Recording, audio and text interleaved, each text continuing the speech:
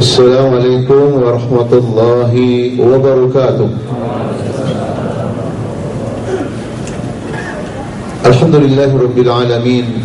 Wassalatu wassalamu ala afdhalil mursalin wa ala alihi wa sahbihi wa man da'a bi da'watihi ila yaumiddin. Amma ba'd. Faqala Allah azza wa jalla fi kitabihil karim, Inna hadzal Qur'ana yahdi lillati hiya aqwam wa yubashshirul mu'minin alladhina ya'maluna as-salihati anna lahum ajran kabira. Ikhwatal iman hafidhakumullah. Kajian zuhur kita pada hari ini mengambil tema Barakatul Hayah fi Zilalil Qur'anil Karim. Keberkahan hidup di bawah naungan Al-Quranul Karim. Saudaraku, tema ini sangat urgen, sangat penting dalam hidup ini. Kenapa penting? Jawabnya, cukuplah kita melihat realita yang ada. Kita hidup di bumi Allah Indonesia yang kita cintai ini. Kita lihat sebagian orang ekonominya semakin membaik, meskipun sebagian orang. Tetapi kenapa tidak membawakan kebahagiaan? Ekonomi yang baik harusnya dalam rumah tangganya lebih baik. Tetapi tidak sedikit kita lihat sebagian saudara kita atau tetangga kita yang ekonomi yang lebih baik, justru rumah tangganya berantakan. Tidak semuanya caranya disebabkan kemiskinan. Setelah suami kaya atau yang lainnya, ternyata terjadi perceraian. Padahal ekonomi makin membaik. Di mana letak kesalahannya? Dalam dunia pendidikan. Pendidikan anak bangsa ini semakin tinggi. Dulu jarang orang mendapat gelar doktor. Sekarang mahasiswa yang belajar di marhalah ad-doktora, S3, begitu banyak. Apakah dalam ulum syar'iyah, ilmu-ilmu agama, atau ulum kauniyah, ilmu-ilmu umum. Pertanyaannya, kenapa ya ikhwatal iman? Pendidikan yang semakin canggih, gelar yang semakin tinggi, tetapi kita lihat tawuran bukan hanya di sekolah SMP atau SMA, tapi juga ada di perguruan tinggi. Bahkan ada orang yang doktornya tidak sah karena itu bukan karyanya. Dalam dunia dunia kesehatan, di alam sihah, semakin canggih. Obat-obat semakin canggih, teknologi kesehatan semakin canggih. Pertanyaannya, kenapa penyakit-penyakit justru juga semakin canggih, yang kadang-kadang sebagian orang tidak mengetahui apa obatnya? Soal pertanyaannya, ainal khalal, di mana yang error? Inilah yang kita khawatirkan. Dengan tanpa menuduh seseorang atau pihak tertentu, kita khawatir adalah ghiyabul barakah an hayatina. Keberkahan itu gaib, absen dari kehidupan kita. Sehingga bisa jadi orang yang punya uang miliaran belum merasa cukup. Orang yang sudah punya titel doktor tidak menjadi contoh yang terbaik dalam keluarganya, dalam berbangsa dan bernegara. Kenapa? Al-barakatu ghairu mawjudah. Karena keberkahan tidak ada. Dari inilah saya melihat tema yang dipilih oleh panitia jadi sangat penting, urgen, yaitu al-barakah atau barakatul hayah, fi dhilalil Quran, keberkahan hidup di bawah naungan Al-Quran. Kajian ini insya Allah kita bagi menjadi dua bab. Bab yang pertama adalah makna al-barakah, dan bab yang kedua adalah kehidupan di bawah naungan Al-Quran. Seperti apa hidup yang berkah di bawah naungan Al-Quran itu? Kita mulai dari bab yang pertama, makna al-barakah. Al-barakah mengandung 3 dimensi makna. Yang pertama, al-barakatu maknaha an-numu, berkembang. Ketika kebaikan bapak dan ibu berkembang, ya, ketika ilmu kita berkembang, amal soleh kita berkembang, pengajian kita berkembang, disitulah ada keberkahan. Yang kedua adalah az-ziyadah, bertambah. Baik bertambah secara kuantitatif, jamaah pengajian semakin bertambah, berarti ada keberkahan dalam pengajian kita. Kemudian al-wa'yul islami, kesadaran berislam bertambah, berarti ini adalah pertambahan secara kualitatif, berarti di situ ada keberkahan. Nah, tetapi yang sering kita ulang-ulang saudara sekalian, tidak sedikit saudara kita yang beragama Islam, hadahumullah wa iyana, semoga Allah berikan hidayah pada kita semuanya, ternyata menolak berkah. Contoh yang paling mudah, terlepas apakah ketidakfahaman atau keberhasilan daripada kampanye yang berbunyi, ya, 2 cukup, laki perempuan sama saja. Akhirnya saudara sekalian, hafizakumullah, jumlah kaum muslimin di bumi Allah Indonesia, saya bertanya, bertambah atau berkurang, Pak? Bapak Ibu, ulama kita di saat kemerdekaan Republik Indonesia, jumlah kaum muslim itu mencapai 95%. Sekarang masih atau tinggal berapa, Pak? Pak, kita kalau bertempat di sini ini, masya Allah, seolah luar biasa. Begitu nanti Bapak pindah tempat, tidak di tempat pengajian ini, di tempat-tempat yang lain, faka'anna Indonesia ghairu Indonesia, seolah-olah Indonesia bukan Indonesia.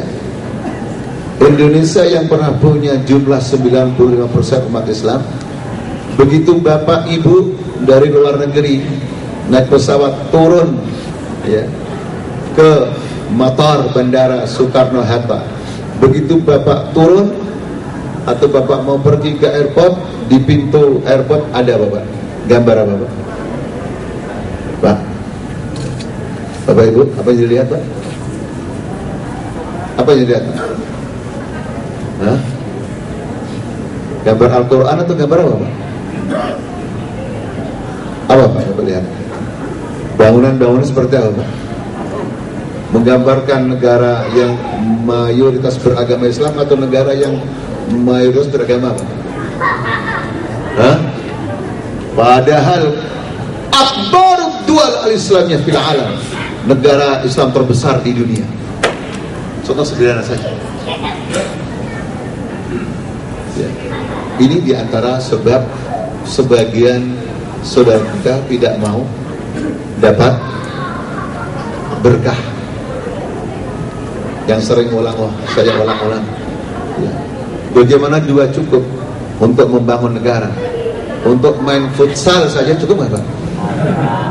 Hah? Tapi bangun negara, bangun dunia. Secara ekonomi, hatta Bapak lebih tahu daripada saya secara ekonomi. Mari kita bandingkan negara kita yang kita cintai, Indonesia, dengan Cina. Penduduknya banyak mana, Pak? Ekonominya bagus mana? Jadi tidak otomatis kalau penduduk sedikit itu lebih baik. Maka sering saya ulang-ulang, lebih bagus mana punya anak 11 hafal Quran semua, rajin bekerja, dengan punya anak 2 preman kedua-duanya? Pilih mana? Jadi masalahnya adalah keberkahan, bukan yang sebagaimana disampaikan oleh banyak orang yang tidak berangkat dari Al-Quranul Karim. Sudah barang tentu bukan banyak yang tidak berkualitas. Yang ketiga, saudara sekalian, di antara makna barakah adalah al-khairul mustaqir, kebaikan yang tetap, kebaikan yang permanen. Ketika bapak yang saleh, ibu yang salehah sejak kecil sampai sekarang selalu beribadah kepada Allah, berarti barakah hidupnya. Ketika seseorang bekerja di sebuah perusahaan sejak diterima sebagai karyawan sampai akhir hidup nanti, tidak pernah melanggar, tidak pernah berdosa kepada Allah dan tidak berdosa kepada yang punya perusahaan karena serius bekerjanya, berarti pekerjaan yang seperti itu diberkahi oleh Allah. Sehingga tenang hidup karena tidak pernah mendolimi saudaranya dan tidak pernah mendolimi Allah yang menciptakan. Itu al-barakah. Dan untuk mendapatkan keberkahan seperti itu Bapak sekalian, harus dekat dengan Allah Subhanahu wa taala. Makanya Al-Imam As-Suyuti rahimahullah di dalam kitab Al-Itqan fi Ulumil Quran mengatakan, jami'u lafzi tabaraka usnida ila lafzil jalalah. Saya ulangi Bapak Ibu karena ini puasa takut gak jelas. Saya ulangi Pak ya. Jami'u lafzi tabaraka fil Qur'anil Karim udhifa au usnida ila dhamiril jalalah. Pak sudah jelas belum Pak? Yang nggak jelas suaranya atau artinya Pak? Seluruh kata tabaruka dalam Quran itu selalu diisnadkan, diidhofahkan, disandarkan pada lafzul jalalah itu Allah Subhanahu wa taala. Mari kita lihat ayat pertama surat Al-Furqan. Tabarakalladzi nazzala al-furqana 'ala 'abdihi liyakuna lil 'alamin nadhira. Surat Al-Mulk. Tabarakalladzi biyadihil mulk. Atau masih surat Al-Furqan juga. Tabarakalladzi ja'ala fis samaa'i buruja. Jadi yang punya barokah itu hanyalah Allah. Sehingga kalau kita semua ingin dapat barokah, kebaikan yang permanen, kemudian berkembang dan bertambah, maka kita harus dekat dengan Allah. Jangan sekali-kali kita mempunyai pemahaman yang sering kita ulang-ulang di sebagian daerah, karena bapak nanti insya Allah akan pulang kampung, ibu juga pulang kampung, dan orang melihat bapak ibu sudah menjadi ustadz. Jangan sampai gurur atau GR ketika ada masyarakat datang ke rumah bapak mengatakan, ya ustadz, Pak Kiai minta bapak, minta berkahnya. Ini harus diluruskan. Maaf Bapak, saya tidak punya barokah kecuali kalau berkat. Karena barokah itu yang punya hanya Allah. Caranya dekat dengan Allah. Jadi beda antara barokah dengan berkat. Kalau barokah yang punya hanya Allah. Tidak ada satupun ayat yang mengatakan tabaraka Muhammadun pada Nabi orang terbaik. Tidak ada satupun ayat yang mengatakan tabaraka Jibril, padahal Jibril adalah pemimpin malaikat. Apalagi tabaraka Ustadzun. Kecuali kalau berkat. Memang banyak yang sering kita ulang-ulang. Makanya dulu ustadz-ustadz kita di sebagian daerah di Jakarta, sepeda motornya dulunya rata-rata Vespa Pak. Kenapa Vespa sepeda motor ustadz? Kalau pengajian bawa Vespa. Karena kalau dapat berkat banyak, biasanya jamaahnya satu, ustadznya dapat berapa Pak berkat? Ya. Saudara sekalian, inilah barokah secara makna di dalam bahasa Islam. Bab yang kedua adalah al-hayatu fi dilalil Quran.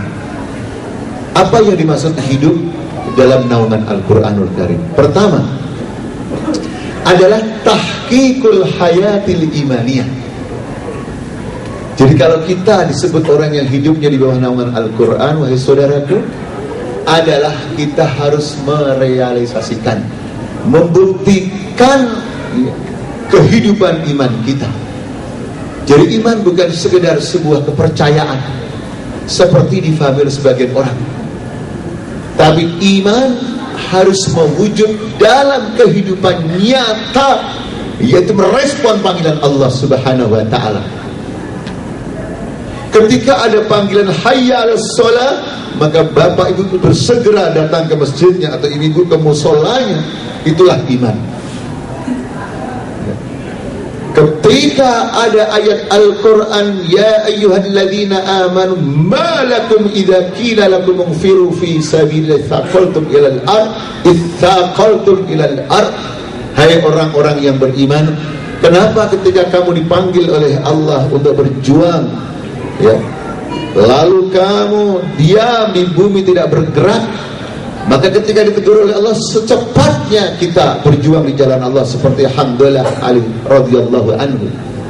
Nah, kalau seperti itu kaum muslimin ya ikhwatal iman, maka keberkahan ada dalam hidup kita. Ketika ada ayat yang berbunyi khudh min amwalihim shadaqatan tutahhiruhum wa tuzakkihim biha wa shalli 'alaihim inna salataka sakanun lahum wallahu samii'un 'alim. Ini ayat tentang kewajiban membayar zakat. Secepatnya kita berzakat, secepatnya kita infak, sehingga kebaikan ada dalam diri kita, dalam harta kita bersih akhirnya. Tidak ada sedikit pun campuran dengan harta yang haram. Hati kaum muslimin yang menerima zakat bersih, tidak ada rasa dengki dan iri karena diberikan haknya oleh saudara-saudara yang kaya. Ini namanya tahqiqul hayatul imaniyah. Kemudian ketika ada perempuan lewat dari bukan istri kita, langsung mata kita, ya, saudara sekalian hafid, menundukkan. Ya. Kenapa ya ikhwatal iman? Karena kita tahu hubungan antara penglihatan dengan zina itu sangat dekat. Makanya dalam surat An-Nur didahulukan larangan melihat, baru setelah itu larangan berzina. Ya. Wa qul lil mu'minin yaghuddu min absarihim wa yahfadhu furujahum. Dan katakan kepada orang-orang beriman agar memejamkan matanya. Ya, niscaya mereka akan memejamkan matanya dan menjaga kehormatannya. Sehingga istri kita, anak perempuan kita, adik kita pergi sekolah, pergi beraktivitas selamat, karena tidak ada mata-mata khianat yang mengganggu istri-istri kita, anak kita. Sehingga keberkahan dalam rumah tangga kita, kebaikan di dalam kehidupan kita, karena keimanan itu mewujud dalam kehidupan kita sehari-hari.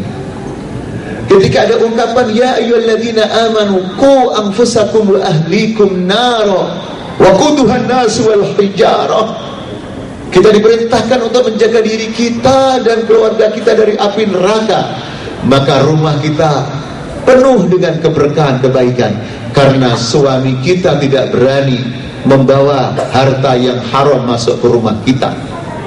Sehingga yang dimakan istri, yang dimakan anak, yang dimakan keluarga halal, dan keberkahan itu adalah ada yang halal. Subhanallah. Ini yang dimaksud dengan tahqiqul hayat al-imaniyah.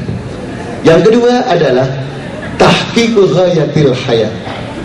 Hidup di bawah naungan Al-Quran, Bapak Ibu sekalian, adalah dengan cara merealisasikan tujuan kehidupan. Banyak orang yang hidup, Bapak Ibu sekalian, tapi tidak tahu tujuan hidup. Mari kita lihat di sebagian negara barat. Bayangkan Bapak Ibu sekalian, seorang perempuan, ya, daripada dia punya suami dan itu harus ibadah, punya anak dan itu ibadah, dia tidak mau. Lebih baik temannya Bapak, binatang apa namanya Pak? Apa? Al-kalb, anjing. Dan itu bukan kata siapa-siapa. Bapak Ibu bisa bertanya ustadz-ustadz yang pernah ceramah di Eropa, termasuk yang bicara pada hari ini.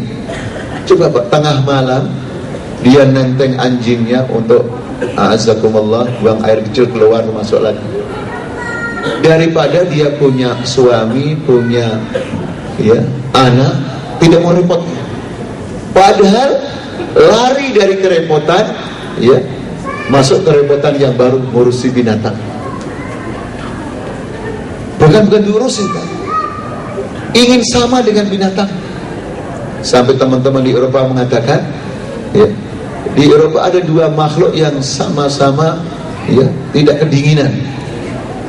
Pak, kalau di musim dingin, anjing pakai baju enggak?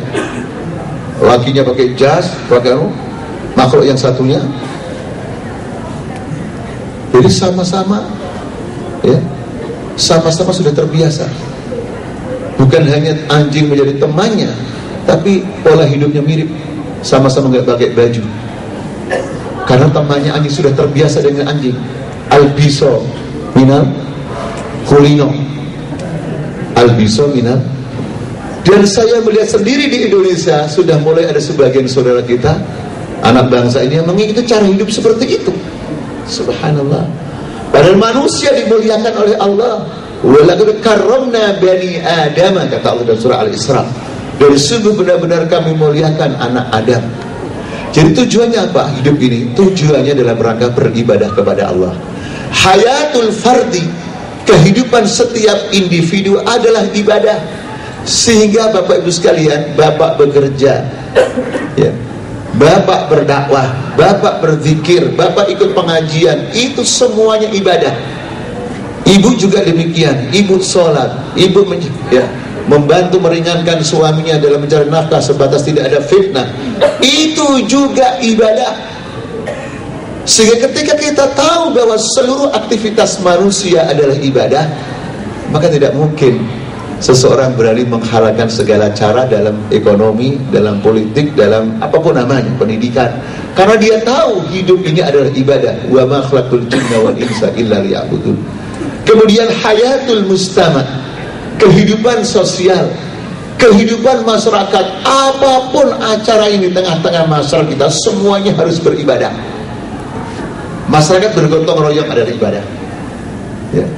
Masyarakat membantu pemerintahnya adalah ibadah, ya. Masyarakat menjaga keamanan adalah ibadah. Itulah hidup di dalam naungan Al-Quranul Karim. Sehingga di mana-mana ya ikhwatal iman, kaum muslimin dalam tataran individu dan bermasyarakat seluruhnya ibadah. Makanya yang terjadi adalah kebaikan. Mari kita lihat Pak, bagaimana kebaikan di zaman ya Khalifah yang bernama Umar bin Abdul Aziz radhiyallahu anhu. Saking baiknya, jangankan manusia Bapak sekalian, sampai binatang ternak saja tidak terganggu oleh binatang buas. Saking adilnya, karena hidupnya pemerintah, hidupnya masyarakat bersama Al-Quran. Suatu saat seorang alim mendengar tengah malam ada binatang ternak yang diterkam oleh binatang buas. Padahal di waktu Lailatul Badr, di bulan purnama, masih terang. Maka beliau punya firasat, jangan-jangan ini ada sesuatu. Kok tidak seperti biasanya? Biasanya aman-aman saja itu binatang ternak. Betul Bapak Ibu sekalian. Di pagi hari terdengar berita bahwa seorang khalifah yang hidupnya selalu bersama Al-Quran, itu Umar bin Abdul Aziz, tuwuffiya, meninggal dunia. Subhanallah. Bagaimana hidupnya orang yang hidup bersama Quran, bagaimana meninggalnya orang yang hidup bersama Al-Quran hidupnya, itu sangat berarti bagi alam semesta. Subhanallah. Keberkahan luar biasa. Kebaikan tidak hanya dirasakan oleh manusia, tapi dirasakan oleh alam semesta ya ikhwatal iman. Karena Al-Quran diturunkan bukan hanya rahmat untuk manusia saja, tapi wa ma arsalnaka illa rahmatan lil alamin ya ikhwatal iman. Hafizakumullah. Subhanallah. Kemudian juga ghayatul hayah fil insaniyati kulliha, tujuan hidup bagi seluruh umat manusia. Makanya umat Islam diwajibkan untuk mengajak seluruh manusia untuk mengikuti Al-Quran. Bukan sebuah pemaksaan, ajakan dari hati yang paling dalam, agar keberkahan hidup di dunia ini tidak hanya kita rasakan, tapi juga dirasakan oleh manusia yang lain. Itu sebabnya kenapa kita berkewajiban untuk berdakwah. Karena Quran mengajarkan bahwasanya ketika kita menikmati sebuah kehidupan, jangan dinikmati sendiri, ya, sampaikan kepada dunia. Makanya juga dalam Al-Quran tidak hanya Allah memanggil dengan ya ayyuhalladzina amanu, hai orang-orang yang beriman, tapi juga panggilannya juga ya ayyuhan nas, wahai manusia semuanya. Ini artinya apa? Artinya agar seluruh manusia juga bisa menikmati indahnya hidup, berkahnya hidup bersama Al-Quranul Karim. Anda bisa bayangkan Pak, pengakuan seorang Yahudi di Palestina di zaman Umar bin Abdul Aziz. Anda bisa bayangkan apa kata orang Yahudi? Saya tidak pernah merasakan tenangnya dalam beribadah. Padahal agamanya lain Pak, Yahudi ini dia belum masuk Islam. Saya tidak pernah merasakan tenangnya beribadah, ya, melebihi ketika dunia dipimpin oleh Umar bin Khattab. Karena sebelumnya Palestina dijajah oleh Romawi. Makanya Bapak sekalian, di antara hikmah kenapa jihad itu diwajibkan, padahal perang kita tidak senang. Siapa yang senang perang? Kita semua senang damai. Tapi kenapa diwajibkan oleh Allah perang itu, jihad itu? Yaitu di antara hikmahnya untuk menjaga tempat-tempat ibadah. Dan yang dijaga bukan hanya masjid saja, tetapi tempat ibadahnya orang Yahudi, orang Nasrani juga dijaga. Subhanallah. Mari kita baca ayat dalam surat Al-Hajj, surat nomor 22 ayat 40 dan selanjutnya. A'udzubillahi minasyaitonir rajim. Udhina lilladzina yuqataluna biannahum zulimu wa innallaha ala nasrihim laqadir. Alladzina ukhriju min diyarihim bighairi haqqin illa an yaqulu rabbuna Allah. ولولا دفع الله الناس بعضهم ببعض لهدمت صوامع وبيع وصلوات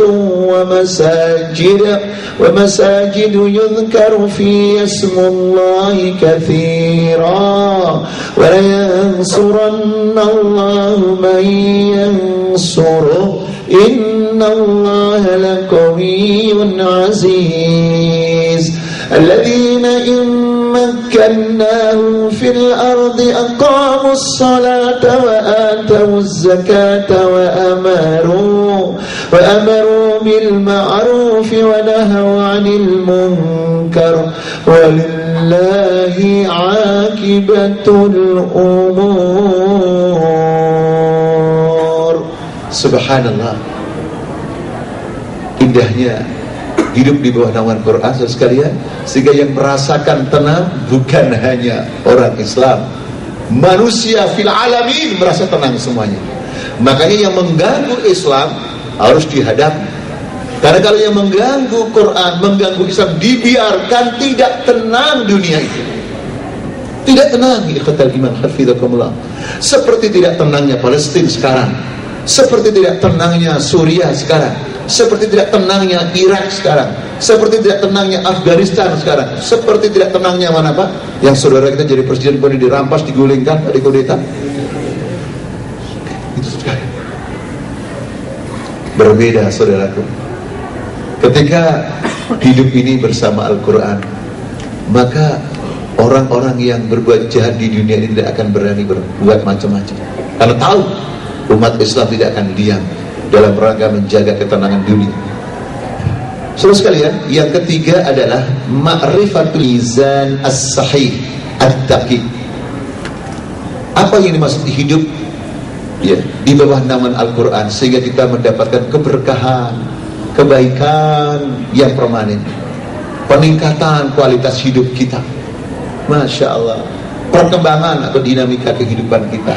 Yang ketiga, hidup di bawah naungan Al-Quran adalah mengetahui dan mengamalkan al-mizan as-sahih, timbangan yang benar, ad-daqiq, yang teliti, yang mendalam.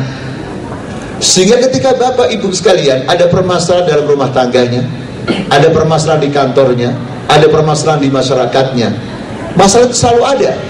Tapi yang penting kita punya timbangan yang benar, solusi yang benar dalam menghadapi masalah.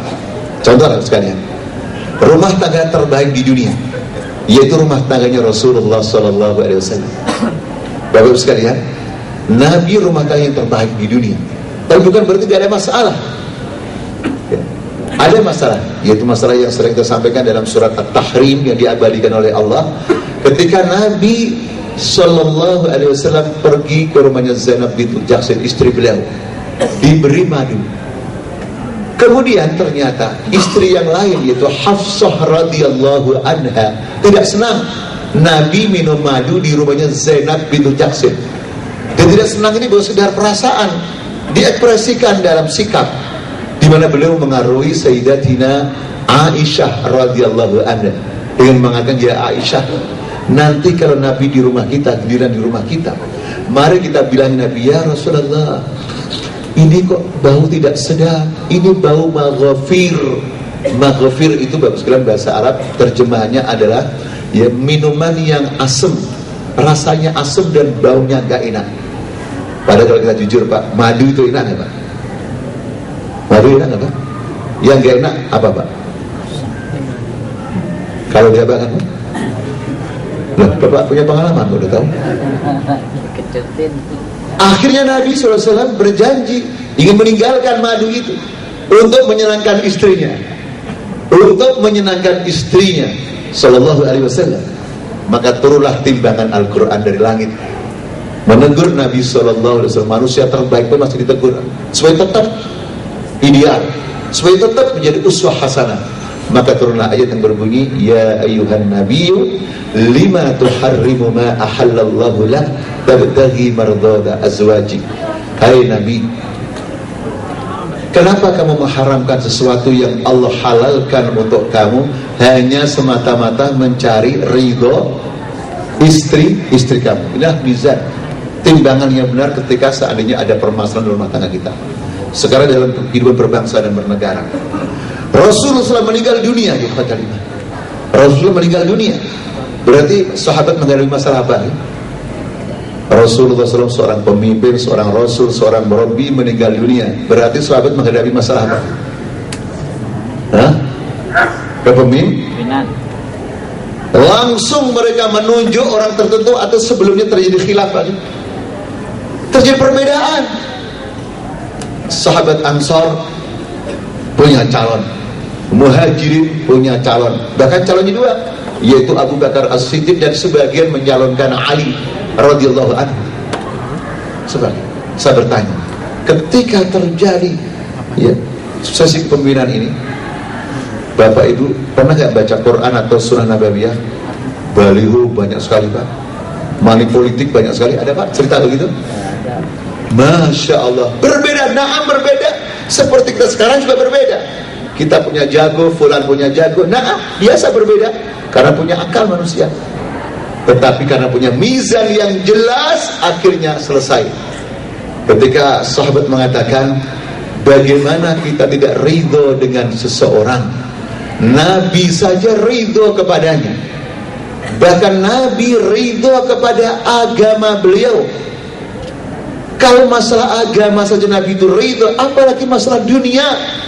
Yaitu tanda ridhonya Nabi pada beliau adalah ketika Rasulullah SAW sakit mau meninggal dunia, sudah tidak kuat lagi pergi ke masjid. Saya bertanya Pak, siapa yang ditunjuk menjadi imam oleh Nabi? Pak, Abu Bakar As-Siddiq, mizan as-sahih, timbangan yang benar. Ketika itulah seluruh sahabat, seluruh kaum muslimin, dan yang non muslim tinggal mengikuti aja, mereka minoritas. Yahudi mengikuti, Nasrani Najran mengikuti, sudah mereka minoritas. Akhirnya selesailah, terpilih Abu Bakar As-Siddiq. Saya bertanya Pak, pemilu yang seperti itu kira-kira habis berapa triliun? Ada. Hah? Subhanallah, bandingkan dengan kehidupan sekarang ini Pak. Kita jangan mengatasnamakan minoritas.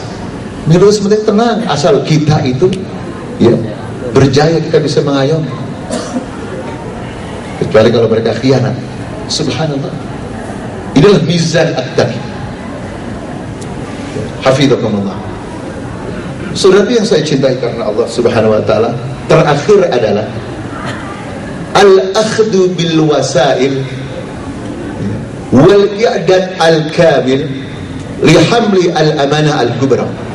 Hidup ya di bawah naungan Al-Quran artinya adalah kita berusaha seoptimal mungkin. Kita harus mengadakan persiapan yang sekuat-kuatnya untuk memikul amanah kubra, amanat yang besar, yaitu amanat memimpin dunia dengan Islam yang penuh dengan rahmat.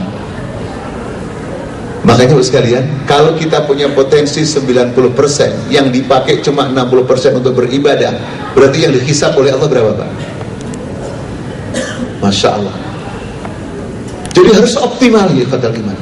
Jadi umat Islam bukan tidak mampu kadang, Tetapi yang bermasalah adalah ketidakseriusan, adamul jiddiyah, ketidaksungguhan dalam hidup bersama Al-Quranul Karim. Saya bertanya sekalian, sholat berjamaah seperti ini kita hanya mampu ketika Ramadan saja, atau di luar Ramadan mampu Pak? Ada nggak yang menghalangi di luar Ramadan? Pertanyaannya, banyak mana sholat berjamaah zuhur ini dengan di luar Ramadan Pak? Saya pertanyaannya, di luar Ramadan itu tidak mungkin atau tidak mau Pak? Ini sudah contoh yang mudah saja. Tadi saya dengar infaknya sampai 3 juta lebih. Itu apakah hanya di bulan Ramadan? Lah, di bulan apa mereka tidak mampu. Masalahnya adalah sebagian saudara kita, hadahumullah, ya, termasuk kita kalau kita lupa, adalah tidak optimal dalam hidup di bawah naungan Al-Quran. Contoh sekalian, saudaraku, seorang muslim baik laki atau perempuan, dia akan optimal berjuang untuk Islam dengan tenaganya, hartanya, pikirannya.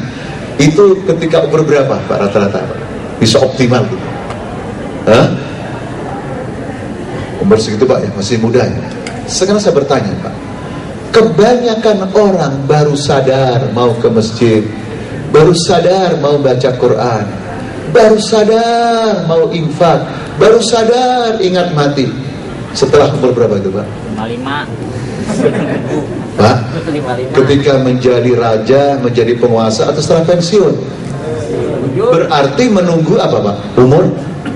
Umur sisa. Ada nggak satu ayat saja yang mengatakan kalian masuk surga dengan yang sisa-sisa? Ada nggak Pak? Nggak ada. Mari kita baca satu ayat aja. Surat At-Taubah ayat 111. Inna Allah ashtara minal mu'minina anfusahum wa amwalahum bi anna lahumul jannah. Sesungguhnya Allah membeli dari orang-orang beriman jiwanya dan harta benda mereka dibeli oleh Allah dengan surga jannah. Amwal, apa Pak terjemahnya? Amwal itu apa Pak? Amwal itu satu atau banyak? Jama' atau mufrad Pak bahasa Arab? Jama', mufradnya apa Pak? Mal, yang ibu-ibu terjemahkan dengan mall. Iya Pak? Karena kalau tidak punya mal, tidak bisa pergi ke mall. Saya bertanya Pak, kira-kira mall atau mal yang dikeluarkan di mall dengan dikeluarkan di masjid banyak mana Pak? Jelaskan jawabnya Pak ya. Jadi sekalian, itulah hidup bersama Al-Quran. Makanya Abu Bakar, Umar, Utsman radhiyallahu anhum ahli surga semuanya, tidak ada ketika mereka berjuang dengan yang raja, dengan yang sisa, umur yang sisa, lah. Dan tidak ada satupun riwayat yang mengatakan mereka bangkrut, miskin gara-gara optimal dalam berjuang. Tidak ada. Karena Allah sudah berjanji melalui lisan Rasulnya, ya, harta benda seseorang tidak akan kurang disedekahkan dengan sedekah. Umur seseorang juga diberkahi oleh Allah. Mari Pak sekalian, Nabi itu kan dijadikan Nabi oleh Allah umur 40, meninggal umur berapa Pak? Berarti cuma berapa tahun beliau? 23 tahun, tapi seluruh negara Arab semua masuk Islam. Umur saya sudah berapa? Umur kita berapa? Sudah berapa orang yang masuk Islam di tangan kita? Sudah berapa orang-orang yang sabar, pemuda yang sadar, pemudi yang sadar melalui perjuangan kita. Saya takut, kita takut kalau umur kita kurang berkah, diberikan umur sampai puluhan tahun, tapi prestasi kita masih lemah. Ini yang kita khawatirkan saudaraku sekalian. Makanya Umar bin Khattab radhiyallahu anhu menjadi orang nomor 1. Beliau takut ketika diberikan kemenangan, di mana Persia jatuh ke tangan kaum muslimin. Tapi justru Umar takut, bukan bersenang-senang. Umar mengatakan, Allahumma inni a'udzubika an akuna mustadrojan. Ya Allah, aku berlindung kepadamu ya Allah, jangan sampai saya termasuk orang yang mendapatkan istidraj.